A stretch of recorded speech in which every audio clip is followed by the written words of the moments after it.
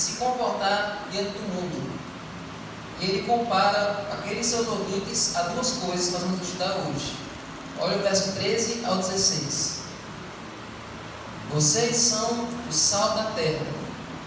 Ora, se o sal vier insípido, como lhe restaurar o sabor? Para nada mais presta, senão para lançado fora, ser pisado pelos homens. Vocês são a luz do mundo.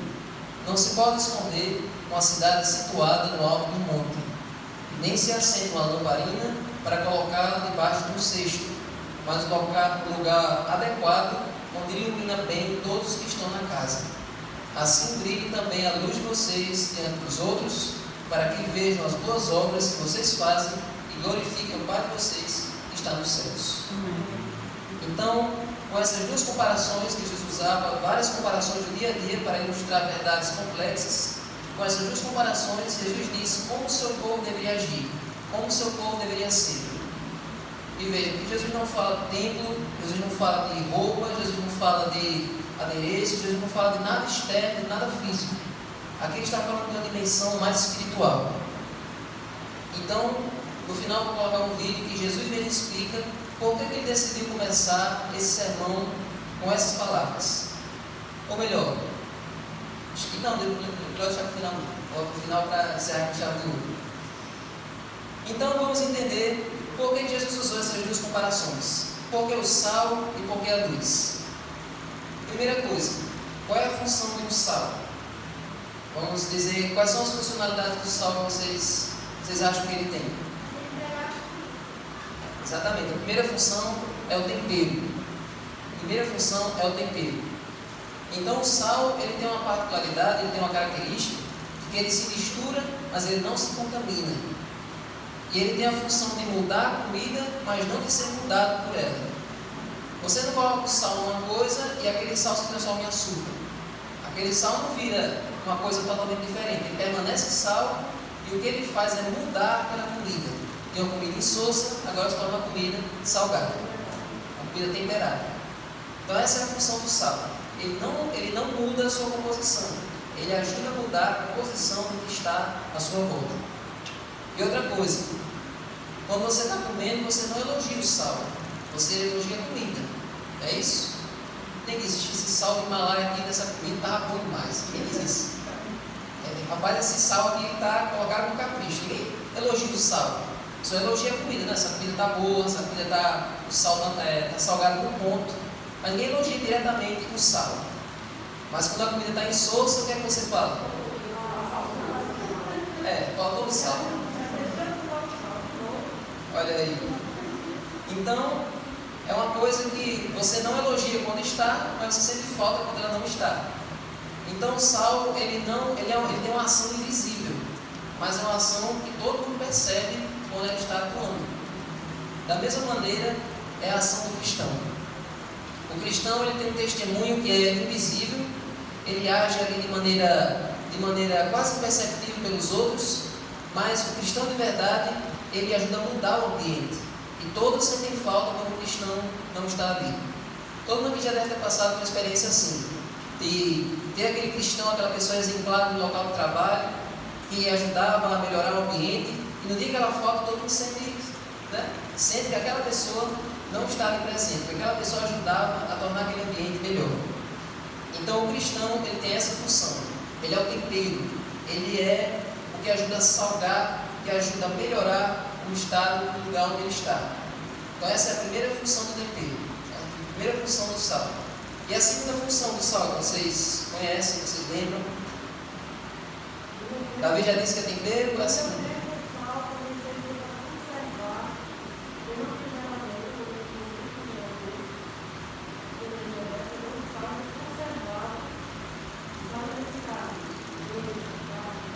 Olha aí.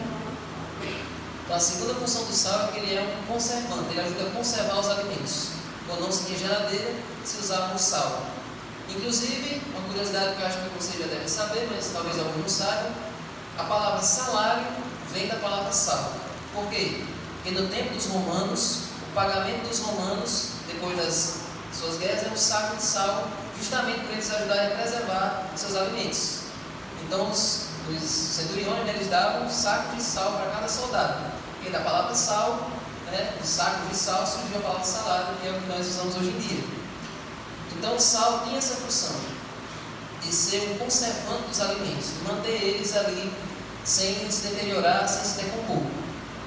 Agora, como é que isso se aplica ao mundo de hoje? Como é que se aplica à realidade do cristão? Vocês acham que o mundo, se o mundo fosse uma comida, o mundo está no ponto ou o mundo está começando a apodrecer, está começando a definhar, está começando a se decompor? Está passando de tudo. Pois é. O mundo... Pois é. O mundo já está passando de podre, o mundo já está a ponto de se jogar no lixo. E um dia, se Deus quiser, um dia Deus vai tocar fogo nesse mundo, Deus vai restaurar esse mundo a ser como era no começo, no tempo do Éden. Amém? Mas Ele não vai destruir tudo. Ele vai tirar alguém daqui. E quem vai ser esse alguém? Cada um de nós. Aqueles em que o sal vai conservar. Então, as pessoas por aí dizem que o Evangelho é uma coisa ultrapassada, é uma coisa que já venceu, e que hoje cada um pensa no que quiser, que hoje ir para a igreja, ser cristão é uma coisa que é de antigamente, que hoje já não tem mais validade. Mas todos nós sabemos que no futuro, um dia, todo mundo que hoje está em lugares que ensinam mentira, ou pessoas que não têm religião nenhuma, que não acreditam em Deus, um dia eles vão perceber que estavam me enganando todo esse tempo, e aqueles que permaneceram do lado da palavra de Deus vão perceber que ela é sempre atual e que ela nunca vai vencer. A própria Bíblia diz, lá em Isaías, que seca-se a erva, cai a sua flor, mas a palavra do nosso Deus permanece eternamente. Então, se você está do lado da palavra de Deus, você nunca vai se estragar, você nunca vai ficar ultrapassado, você nunca vai ficar vencido, você vai estar sempre atualizado, porque a palavra de Deus é eterna. Amém? Tem até uma frase famosa que a gente repete, que a Bíblia é mais atual do que o jornal de amanhã. Então, se você está com a palavra de Deus, nunca se sinta ultrapassado, nunca se sinta antiquado, nunca se sinta cafona, porque a Bíblia ela é sempre atual, sempre vai ser eterna. E quem está com a palavra de Deus está com esse sal e vai se manter conservado em um mundo de decomposição. Amém? Agora, uma terceira função do sal, vocês não conhecem, mas nós vamos ver agora, lá em Números 18 e 19. Números é o terceiro livro da Bíblia. Números 18 e 19.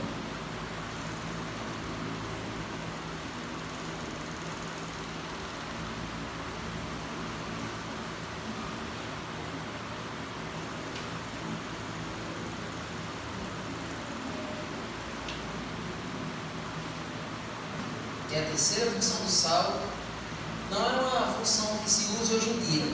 Era uma função do povo de Israel, dava ao sal. Hoje a gente não usa, mas dá para tirar uma lição muito boa disso aqui. Números 18 e 19, terceiro livro do Antigo Testamento, terceiro livro da Bíblia, diz assim: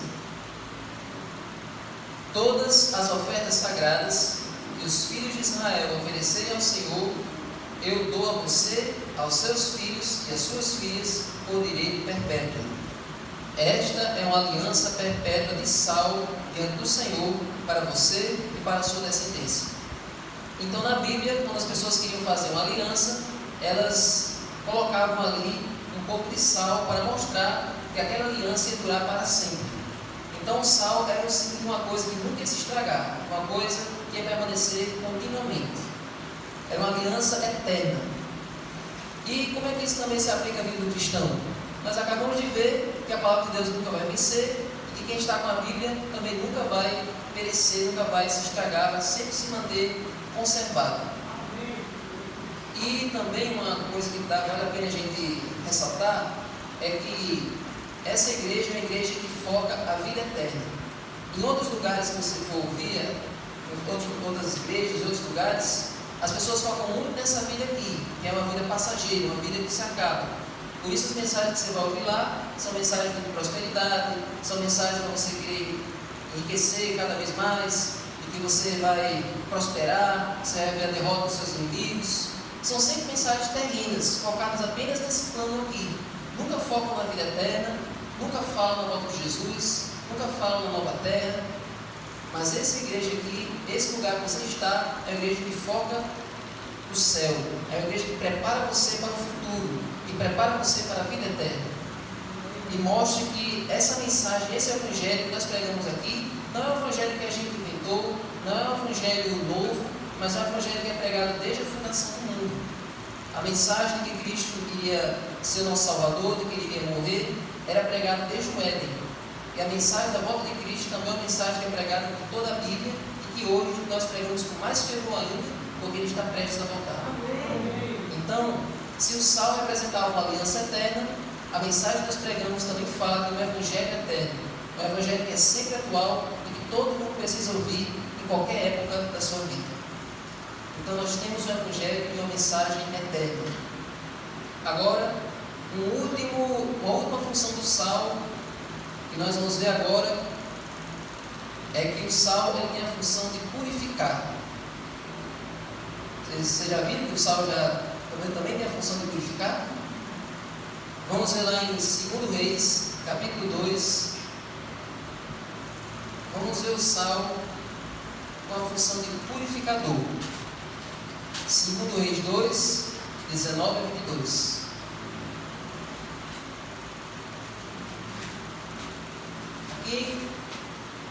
Aqui nós vamos ver um milagre que aconteceu no Antigo Testamento. Muita gente pensa que as histórias de milagres só tem nos evangelhos, só tem na história de Jesus. Mas tem muitos milagres no Antigo Testamento também. Esse profeta que nós vamos ver aqui, ele é parecido com Jesus porque durante o ministério dele ele também operou vários milagres com o poder de Deus. Olha só, 2 Reis 2, 19 a 22. Olha o que é que o Saulo fez aqui nessa situação. 2 Reis é no Antigo Testamento ali, quase chegando ali em Jó e Salmos, é bem ali no começo da Bíblia. Diz assim: os homens da cidade disseram a Eliseu: eis que esta cidade é bem situada, como o senhor pode ver, porém a água não é boa e a terra é estéril. Ele disse, Eliseu dizendo: tragam um prato novo e ponham nele sal. E eles trouxeram. Então Eliseu foi até a fonte e jogou o sal na água. E disse: assim diz o Senhor: tornei saudável esta água, ela não será mais causa de morte e nem de esterilidade. E aquela água ficou saudável até o dia de hoje, segundo a palavra que Eliseu tinha dito. Amém? Então aqui o sal nessa história, Deus usou ali aquela ilustração, aquela encenação para tornar aquela água saudável, tornar aquela água limpa novamente. Então o sal teve uma função de purificar. E como é que a nossa mensagem hoje também tem a função de falar de purificação, de transformação? Quando nós pregamos sobre a morte de Cristo, quando pregamos sobre a salvação, inclusive foi o tema da semana passada, na Semana Santa, nós sempre pregamos de que a graça, quando ela alcança você, ela purifica você, ela transforma você por inteiro, ela limpa você do zero e tira todos os seus pecados. Então, a nossa mensagem, nós vimos, é um evangelho eterno e também fala sobre salvação, fala sobre transformação de vida. Deus nos transforma, Deus nos purifica toda vez que nós pedimos perdão dos nossos pecados. Ele apaga, perdoa e esquece nossas transgressões. Amém? Então, o sal tem a função de purificar e a graça hoje também tem a função de purificar nossa mente e nosso coração. Tudo isso é só sobre o sal. Todas essas funções que nós vimos é só sobre o sal. Mas e sobre a luz? Vamos voltar lá para Mateus 5? Antes de nós irmos para a luz, Jesus ainda dá uma ressalva sobre o sal. Olha aí, Mateus 5, verso 13, final do verso 13. O sal tem a função de temperar, de conservar, de eternizar e também de purificar. Mas Jesus ele traz uma ressalva, ele faz um aviso no final do verso 13. Jesus diz assim, Mateus 5,13: se o sal viesse insípido, como lhe restaurar o sabor? para nada mais preste senão para lançado fora, ser pisado pelos homens. Não adianta nada você jogar o sal no chão. Não adianta nada você misturar o sal na terra. O sal, ele não pode se misturar numa coisa que você não vai poder comer, você não vai poder consumir. Então, Deus nos chama para nós nos misturarmos com o mundo, nos misturarmos com as pessoas, mas não para assimilar os pecados, não para nos misturarmos com o mundanismo, não para permitirmos que o mundo nos influencie. Deus nos coloca no mundo para que nós influenciemos o mundo, para que nós tragamos as pessoas para cá, para que nós levemos a mensagem até elas, e não para nós sermos corrompidos pela sujeira. Então o sal está ali para purificar, está ali para salgar o mundo e não para se tornar insípido, não para perder a sua função. Então, se você está no seu trabalho, você deve ser um testemunho lá e não se tornar parte dali. Por exemplo, se o seu trabalho as pessoas zombam de Deus, se as pessoas blasfemam, se as pessoas fazem o que Deus não aprova, você não vai, para ser incluído na maioria, renunciar aos seus princípios, renunciar ao que você sabe e assim se misturar, se corromper dessa forma. Onde você estiver, se mantenha firme, se mantenha leal ao que você sabe, para que você seja ali o sal naquele lugar, para que você seja destaque ali naquele seu local de trabalho, no local que você estuda, na sua família. Deus não nos chama para nós sermos santos, para nós irmos para um lugar longe, afastado das pessoas, para ali nós nos purificarmos, distante do contato com as pessoas.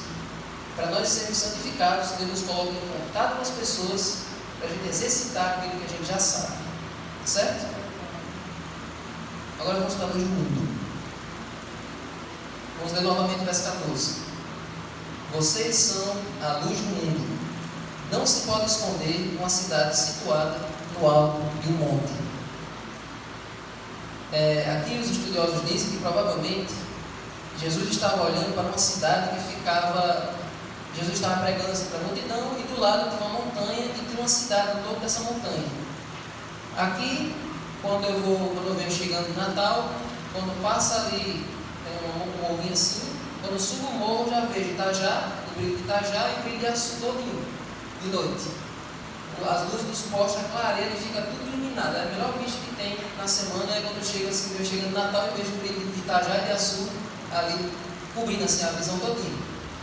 Então, a cidade do tempo da Bíblia era assim: de dia era iluminada pelo sol, e de noite tinha o claro das tochas, tinha o claro das fogueiras, que ajudavam a iluminar aquela cidade de noite. Então, de dia a cidade é iluminada pelo sol, e de noite ela tem a sua própria iluminação. E a igreja, cada um de nós também somos iluminados por Jesus, e esse brilho que Ele nos dá, a gente reflete para os outros, assim como a lua. Você sabia que a lua não tem luz própria? Quem é que não sabia disso até hoje? Você sabia, né? A lua, ela não tem luz própria. A lua, ela reflete a luz do sol. Então, por mais que você olhe para a lua e você às vezes fique encandeado com o brilho da lua, mas é o brilho do sol que reflete nela e ilumina durante a noite. E tem noites que a lua cheia está tão forte que parece que está de dia. É isso? Lá no quintal, às vezes a gente fica olhando na rede assim, olhando. A gente fica na rede olhando para o céu e às vezes a lua está tão brilhante que a gente vai dormir logo, porque senão parece que está de meio-dia, de meia-noite, né?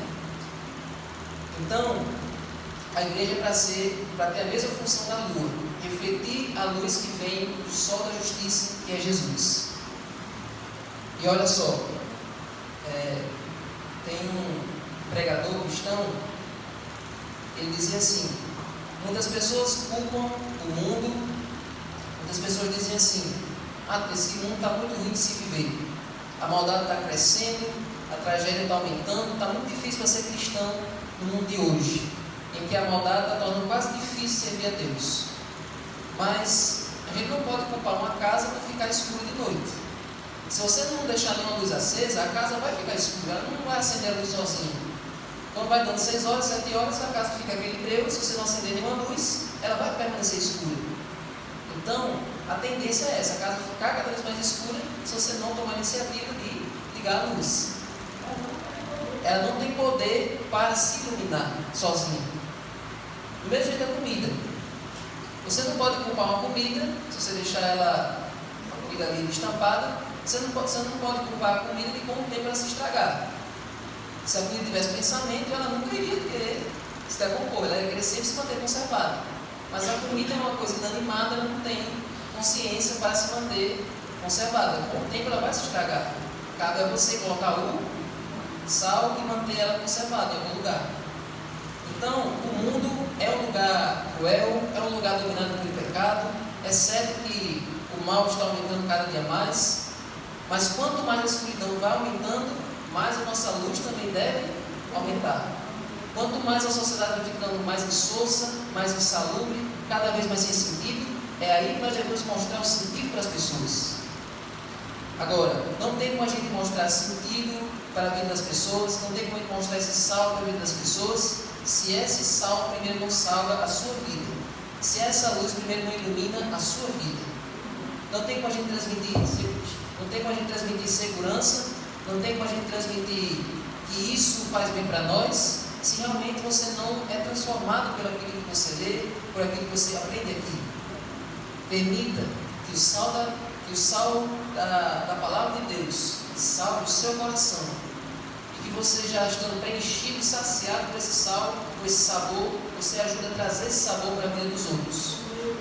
E também, se um dia você esteve na escuridão, se um dia você esteve sem entender nada, você esteve ali nas trevas julgando, e agora você está aqui recebendo toda essa luz, você tem que sentir compaixão daqueles em volta de você que ainda não sabem.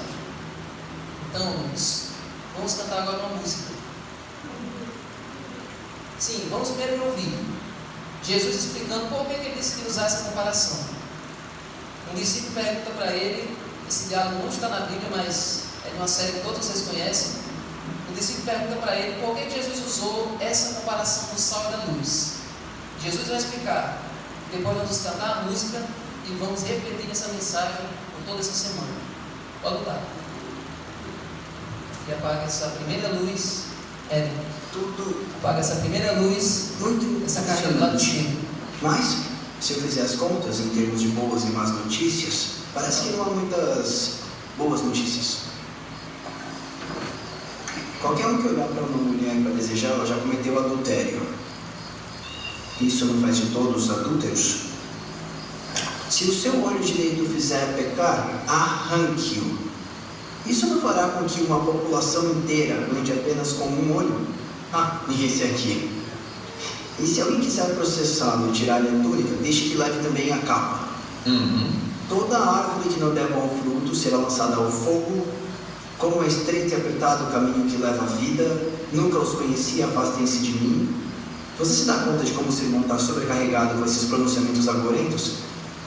E eu não citei nem metade deles. É um manifesto, Mateus. Eu não vim para ser sentimental e tranquilizador. Eu estou aqui para começar uma revolução. Amem os seus inimigos e olhem para aqueles que os perseguem. Isso não é bem... Eu disse revolução, não revolta. Eu estou falando sobre uma mudança radical. Você achou mesmo que eu viria aqui e diria: oi pessoal, continuem fazendo o que vocês têm feito nos últimos 1000 anos, afinal tem ido tão bem, não? Além disso, tem o início e o fim. O que tem o início? A minha preocupação com o início é mais logística. Agora mesmo sua fala de abertura é: vocês são o sal da terra. O que me preocupa, especialmente se estiver ventando, ou se a multidão for maior do que esperamos, é que as pessoas no fundo ouçam: salvem a terra.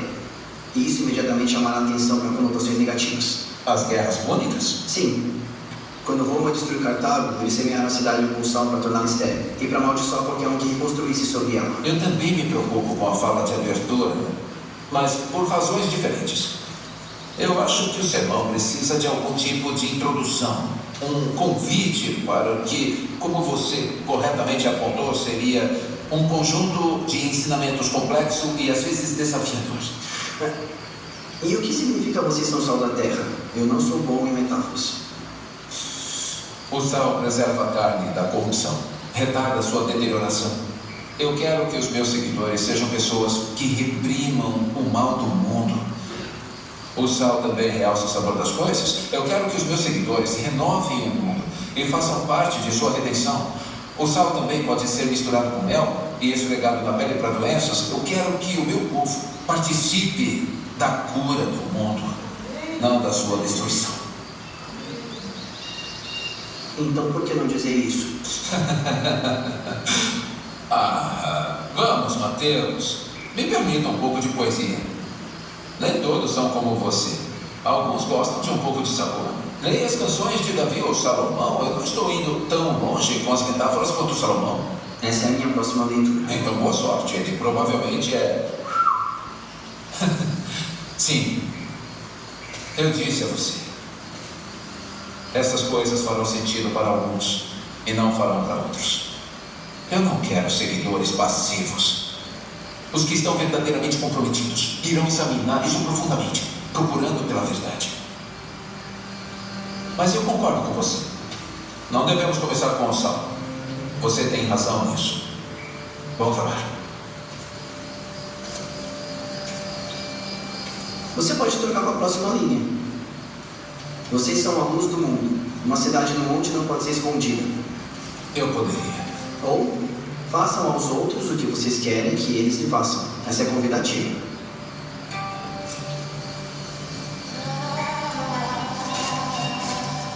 Mestre, posso perguntar por que fica olhando sempre para o acampamento?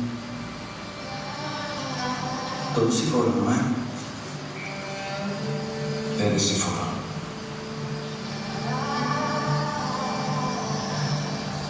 Eu vou precisar de tempo.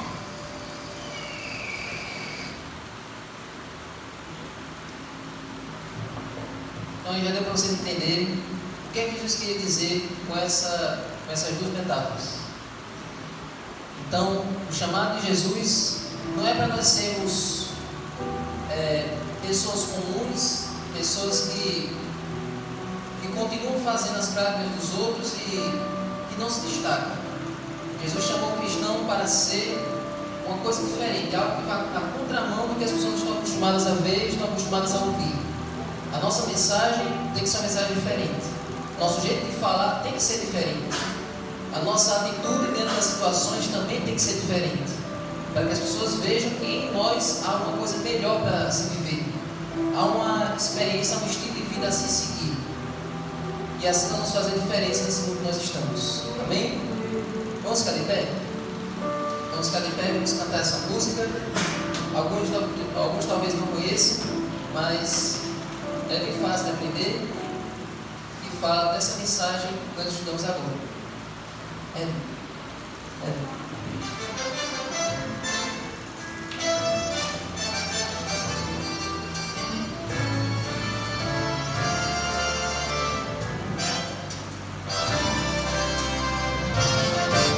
Jesus nos deu esta missão, seu amor compartilhar.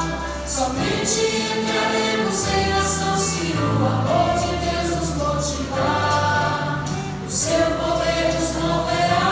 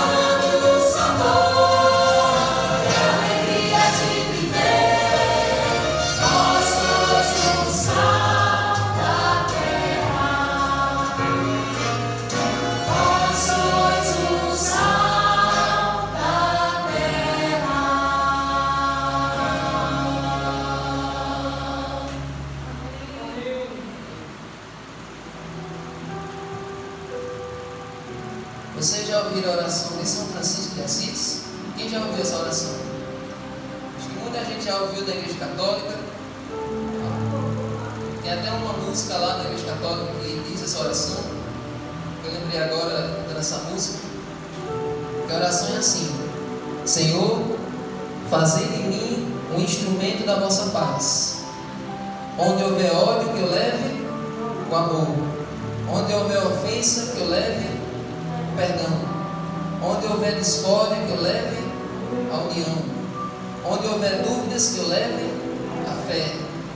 Onde houver erro, que eu leve a verdade. Onde houver desespero, que eu leve a esperança. E onde houver tristeza, que eu leve. E onde houver trevas, que eu leve a luz. Seja a luz do mundo. Essa é a vontade daquele que nos chamou das trevas para a sua maravilhosa luz. Senhor Deus, aqui, Senhor, ouvimos as tuas palavras, tanto em texto, como em vídeo, como em música, e aqui, através dessa oração, que nós possamos fazer dessas palavras as nossas todos os dias. Que ninguém ache confortável continuar sendo da escuridão e que todos aqui sintam um desejo de iluminar aqueles que estão à sua volta, refletir a luz que vem de ti. Nenhum de nós tem luz própria, nenhum de nós conseguimos emanar luz de nós mesmos. A luz que nos clareia e que devemos refletir para os outros é a luz que vem de ti todos os dias. O mundo, Senhor, está cada vez mais perdendo sabor, cada vez mais perdendo sentido que ele nunca teve, mas onde nós estamos, Senhor, nos ajuda a restaurar a alegria daqueles que estão à nossa volta. Nós sempre ouvimos, Senhor, as pessoas dizendo que a vida para elas já não tem mais graça, que a vida para elas é só trabalhar, só correr atrás do ganha-pão e só isso, não tem mais satisfação em continuar existindo, mas nós temos alegria e temos satisfação para dar e vender. E o Senhor diz para nós darmos de graça aquilo que nos preenche. Que nós nos cansemos de só buscarmos para nós, que nós busquemos de fazer eventos só para nós, de fazermos coisas apenas para nos encher do nosso próprio ego. Que nós possamos nos sentir incomodados de ver os outros morrendo à míngua sem saber aquilo que a gente sabe, sem vivenciar aquilo que a gente vive, sem agir como a gente age. Que nós possamos ser o espelho, possamos ser imitadores teus, e que os outros possam seguir a cada um de nós, como eles vão ver o Senhor agindo em nós. Dá-nos uma boa noite aqui. Abençoa cada pessoa que está vindo, alguns que estão talvez vindo pela primeira vez, outros que estão conhecendo a mensagem agora. Que cada verdade que eles forem ouvindo e aprendendo possa ficar no seu coração. E que essa semana possa ser uma semana de paz, de sucesso, de felicidade na vida de cada um. Em nome de Jesus. Amém.